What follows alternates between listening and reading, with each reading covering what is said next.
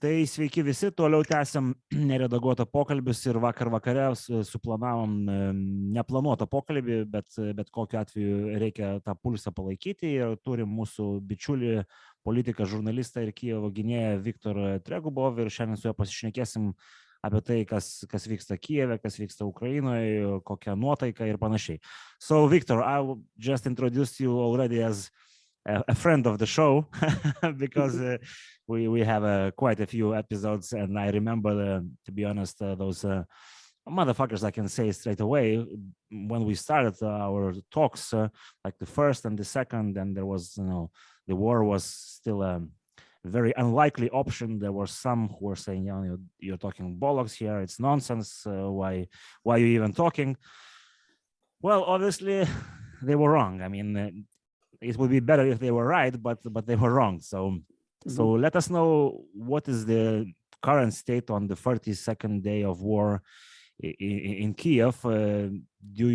When we listen to some of the Ukrainian president cabinet officials, well, it seems that the war is already won by Ukrainians sometimes, and it's just the leftover that you have to take care of. How do you see the situation? Well, certainly the war isn't over yet. We are more or less good in counterattacks on operative scale on northern regions of Ukraine, like in Kyiv region, like in sometimes Chernihiv regions. So in Chernihiv there are still some problems, but the bad things, as always, happens to the southeast in the Mariupol, because we still couldn't deblocate Mariupol, and the situation there is a humanitarian catastrophe. Russians just raising it to rubble with its deniers. But we hear sometimes that it's impossible to unblock Mariupol. What do you think? As a army member as well, how do you see it, guys? It is depends. Possible? It depends. If we will throw them away on all another directions, like if we will liberate North, fully liberate North, and make a good stand on the East, we can have some resources to deblocate Mariupol. The problem is it won't take a day or two, or maybe even a week, because it's just not too easy. So that's our greatest problem for now, knowing that you cannot actually for now help your compatriots fighting for their lives in isolated city. But we hope that there is still hope, that there is still possibility to counterattack even on southern direction. For example, if you take southern direction but west of Dnieper, there is things are going pretty good there. I'd say we are almost seeing Kherson, so there is no enemies in Mykolaiv region. They were destroyed, and they were destroyed, and they come to Kherson for protection. And I think that we can actually liberate the western bank of Dnieper River from Russians, but still Mariupol is on the other side. Yeah. All right. So the other good thing that happened is we are much more familiar with Ukrainian map than we were like 30 days ago. So most of the times you mention a city and you can already imagine, but I'm still looking at the map while you're talking. So if I understand all right, this area between Odessa, Zaporozhye, and Kyiv is mostly controlled by you guys, yeah? Yeah, of course. And what about those bastards that are, besides Chernobyl? What is the situation there? Because we kind of saw in the maps that you have already circled them. So what is the plan? To let them starve or counterattack? Are there any news on that? Well, it depends.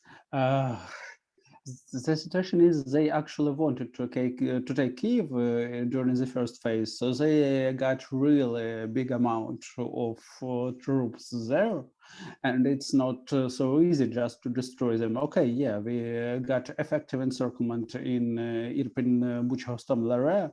That's good, and they are starving. That's also good, but still they have a possibility to hold the ground for some time. That's not so good.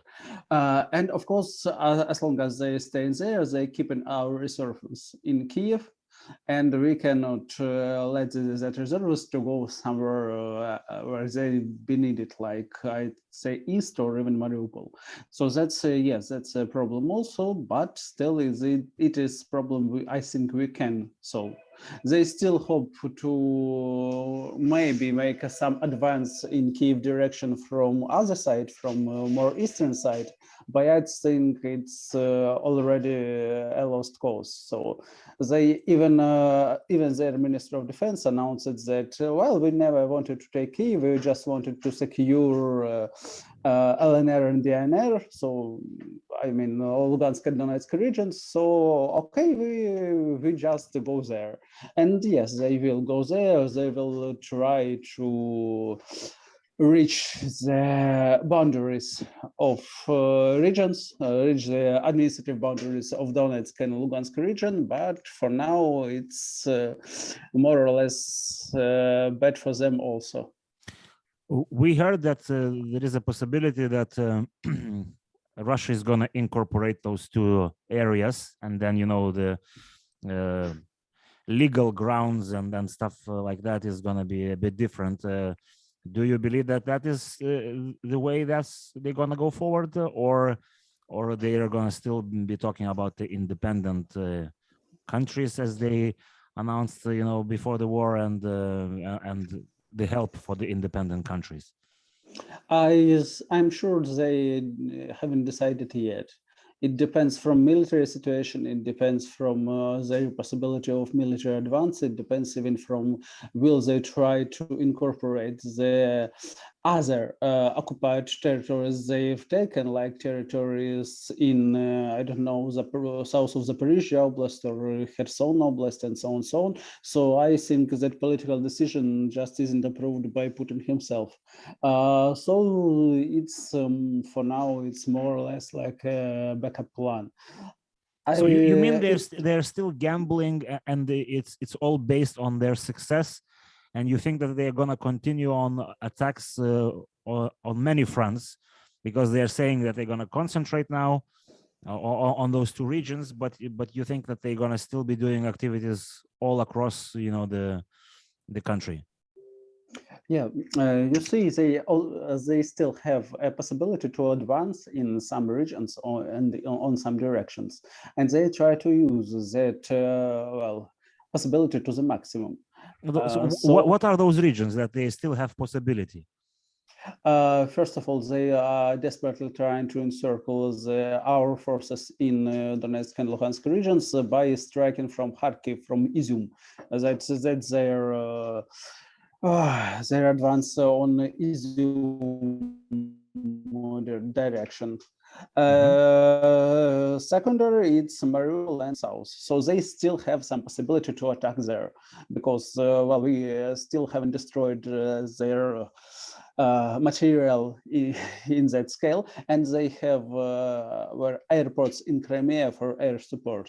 So they may still hope to reach some other goals and objectives, to take a bit of land here and there, and as long as they hope to do that, they will keep the political aspect more or less dubious. And when they will stop, they will of course propose negotiations. They will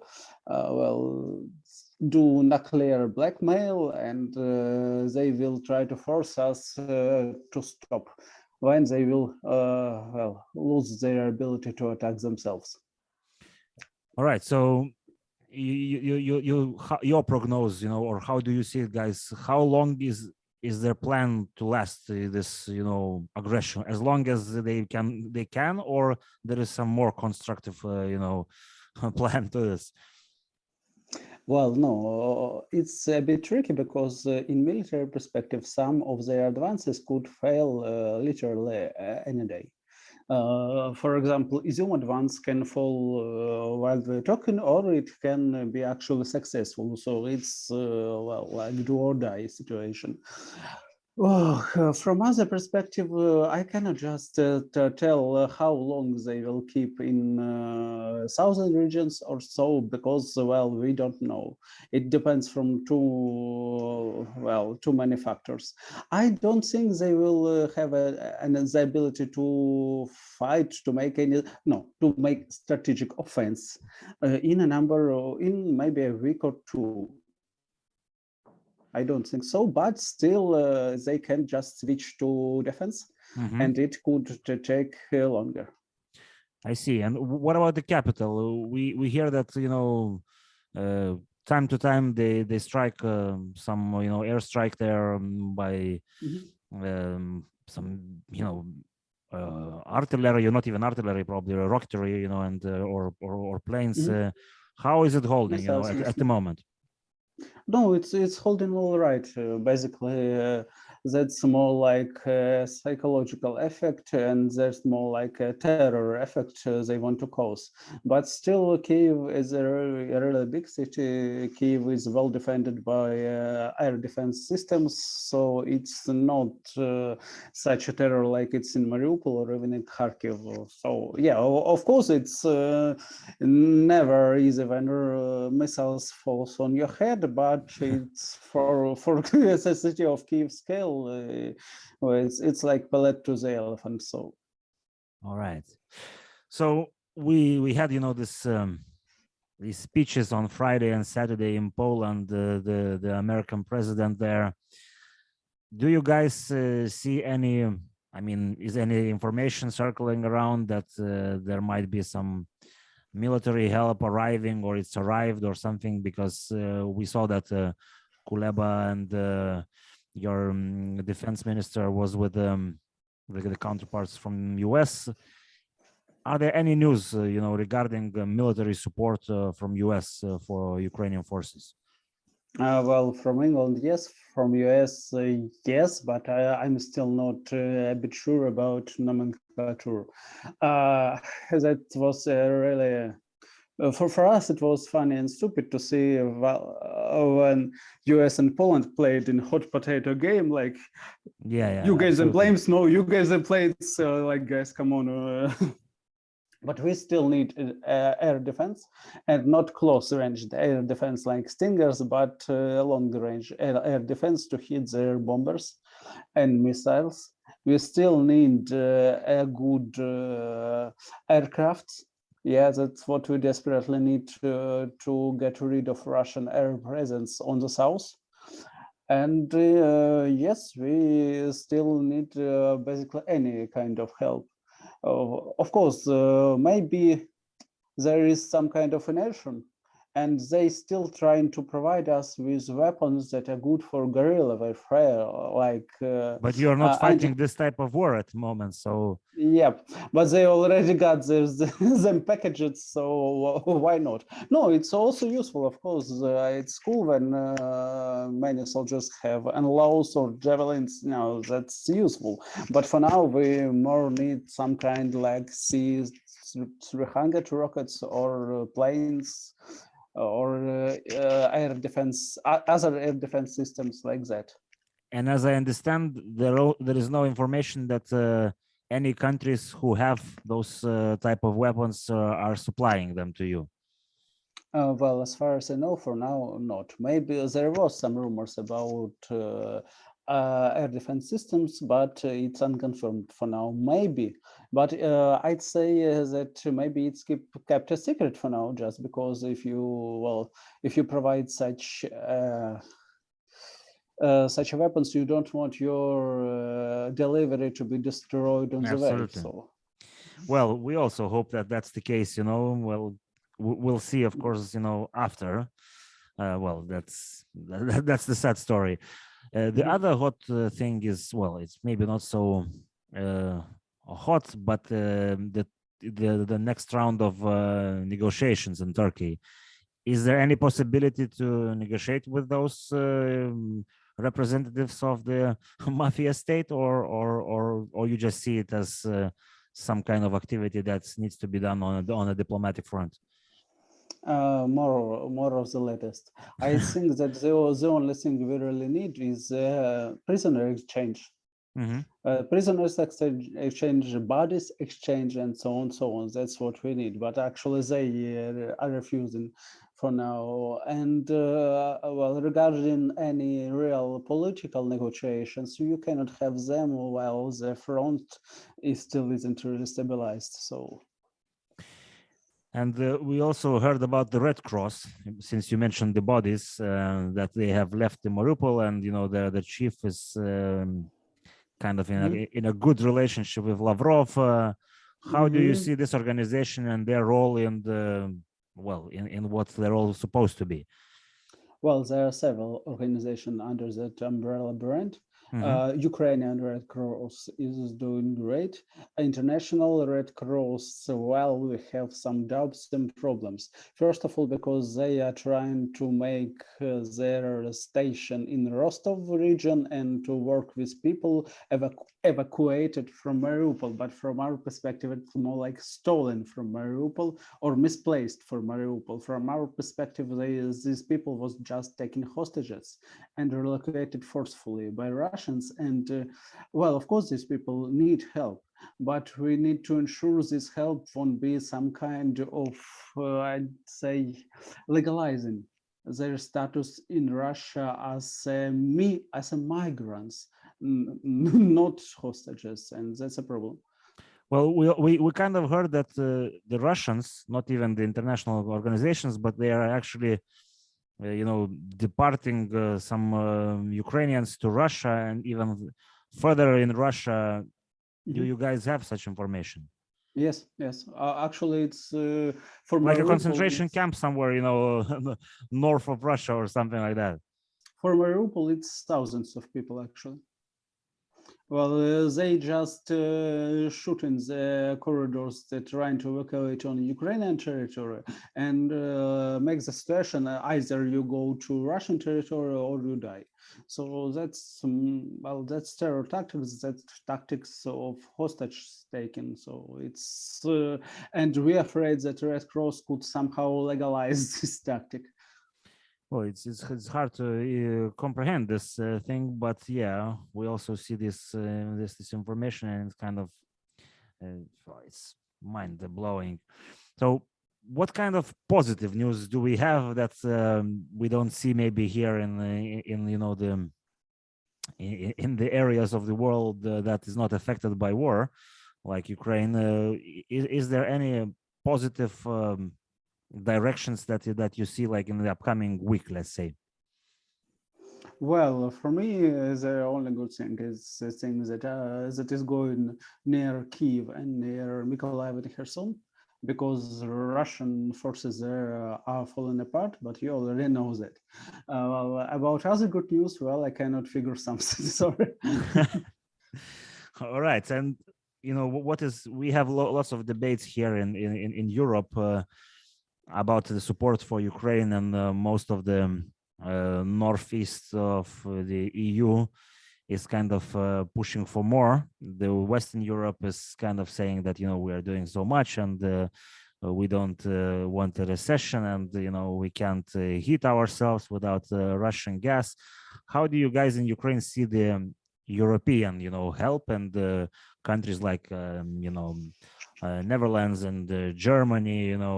Well, we all heard that the supplies from Germany, the military supplies, they came sort of molded and stuff like that.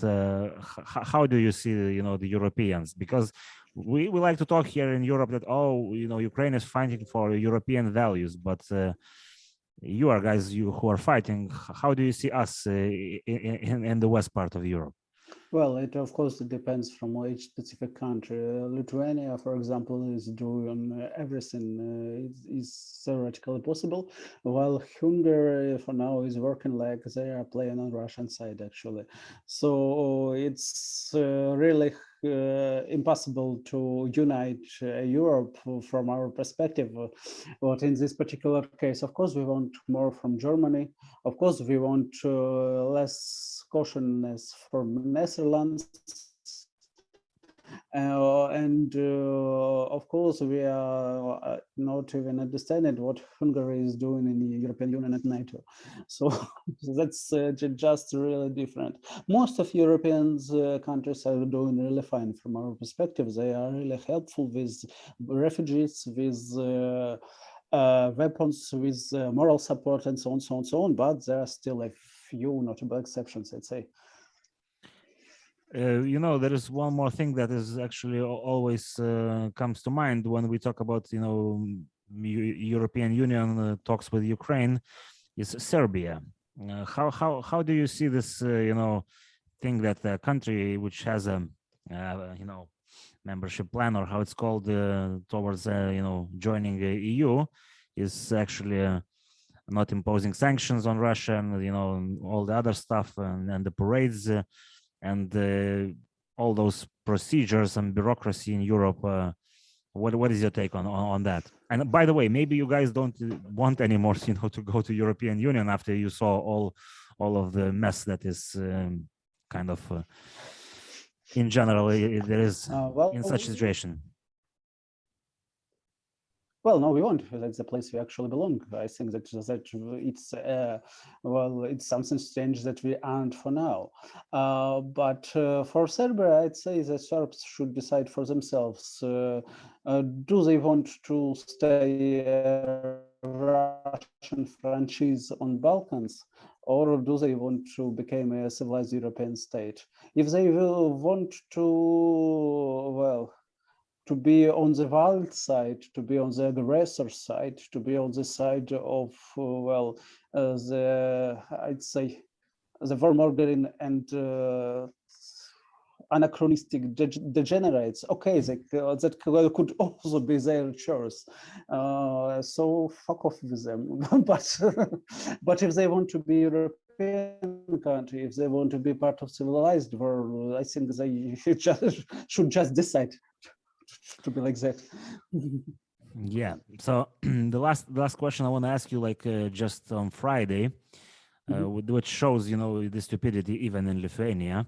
The biggest portal, the news website in Lithuania published an article about Mariupol and Azov, and it was introduced as, far-right radicals and stuff like that. How do you guys at the moment see, is there some kind of differences between the nationalist Ukrainians, the liberal Ukrainians, the conservatives, the social democrat Ukrainians?